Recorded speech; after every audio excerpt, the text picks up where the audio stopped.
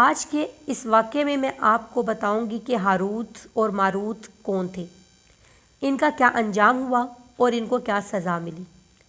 دنیا میں چند عوامل کو ایک فتنہ قرار دے دیا گیا، ان میں سے ایک فتنہ عورت بھی ہے۔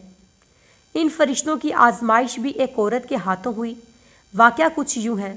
مسند احمد اور تفسیر نعیمی وغیرہ کی بعض روایات بیان کرتی ہیں کہ حضرت ادریس کے زمانے میں ایک مرتبہ فرشتوں نے بنی آدم پر اعتراض کیا کہ یہ نہایت بدکار ہیں، ان کی جگہ ہمیں زمین پر حکومت دی جائے۔ اس پر رب کریم نے انہیں کہا کہ انسانوں کو غصے اور شہود کی جو کمزوریاں دی گئی ہیں وہ تمہیں دی جائیں تو تم بھی گناہ کرو گے۔ فرشتے کہنے لگے ہم تو گناہ کے پاس بھی نہ جائیں گے۔ فیصلہ یہ ہوا کہ فرشتوں کی اس جماعت کے دو اعلیٰ درجے کے پرہیزگار فرشتے چن کر انہیں یہ انسانی کمزوریاں دی جائیں اور زمین پر اتار دیا جائے۔ یوں ہاروت ماروت کو شہر بابل میں اتار دیا گیا۔ بابل کے لوگ ان کے پاس آتے اور ان سے جادو سیکھنے کی خواہش کرتے۔ یہ لوگوں کو خوب خبردار کر دیتے کہ جادو بڑا گناہ ہے اور سیکھ کر تم جہنم میں جاؤ گے۔ جو لوگ پھر بھی اصرار کرتے یہ انہیں سکھا دیتے۔ رات کو اسم اعظم پڑھ کر یہ دونوں آسمانوں پر چلے جاتے۔ قسمت ان کی بری تھی کہ ان کو ایک پری پیکر زہرہ نامی عورت مل گئی کہ حسن اس کا بے مثال تھا۔ اس کے حسن کو دیکھ کر یہ دیوانے ہو گئے۔ زہرہ نے ان سے اسم اعظم سیکھنے کی متمنی تھی، مگر یہ دونوں فرشتے اس سے انکاری تھے۔ لیکن زہرہ کے حسن نے ان پر جادو کر رکھا تھا اور وہ کسی بھی قیمت پر اسے حاصل کرنا چاہتے تھے۔ زہرہ نے ان سے مطالبہ کیا کہ تم شرک کرو تو میں تمہاری ہو جاؤں۔ ہاروت ماروت جانتے تھے کہ شرک ایسا گناہ ہے کہ اس کی معافی نہیں۔ انہوں نے انکار کر دیا۔ اب زہرہ نے شرط پیش کی کہ ایک بچہ قتل کرو تو مجھ پر تمہیں اختیار ہے۔ ہاروت ماروت انکاری ہوئے کہ بے گناہ کو مارنا بڑا جرم ہے۔ آخر زہرہ شراب لے کر آئی اور کہا کہ یہ پی لو تو پھر جو کہو گے ویسا کروں گی۔ ہاروت ماروت نے سوچا کہ شراب پینا تو بڑا گناہ نہیں ہے۔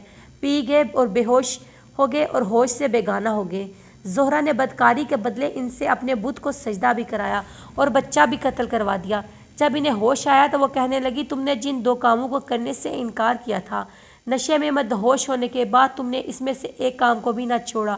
پھر انہیں گناہوں کے بدلے دنیا کی سزا اور آخرت کے عذاب میں اختیار دیا گیا تو انہوں نے دنیا کی سزا کو اختیار کر لیا۔ تفسیر نعیمی میں بچے کی جگہ شوہر قتل کروانے کا ذکر کیا گیا ہے اور یہ بھی بتایا گیا ہے کہ ہاروت اور ماروت دونوں اسم اعظم جانتے تھے۔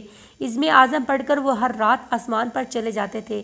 زہرہ نے ان سے نشے کی حالت میں اسم اعظم سیکھ لیا اور جب ہاروت ماروت ہوش حواس میں واپس آئے تو انہیں یہ بھول چکا تھا اور زہرہ اسم اعظم پڑھ کر آسمان پر چلی گئی تھی، جہاں پر رب کریم نے اس کی روح کو زہرہ ستارے سے متصل کر دیا۔ تفسیر نعیمی میں لکھا ہے کہ ہاروت ماروت کو بطور سزا زنجیروں سے جکڑ کر چاہے بابل میں الٹا لٹکا دیا گیا۔ اسی کنویں میں آگ بھڑک رہی ہے اور فرشتے ہر وقت ان کو کوڑے مارتے ہیں اور پیاس سے ان کی زبانیں باہر نکلی ہوئی ہیں۔ اور یہ قصہ سنِ بحقی مسند امام احمد اور دیگر کتب احادیث میں باسند صحیح مروی ہے۔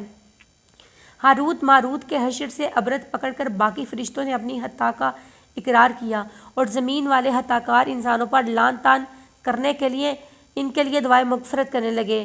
تو صاحبو یہ قصہ بیان کرنے کا مقصد یہ واضح کرنا ہے کہ مرد کیا چیز ہے۔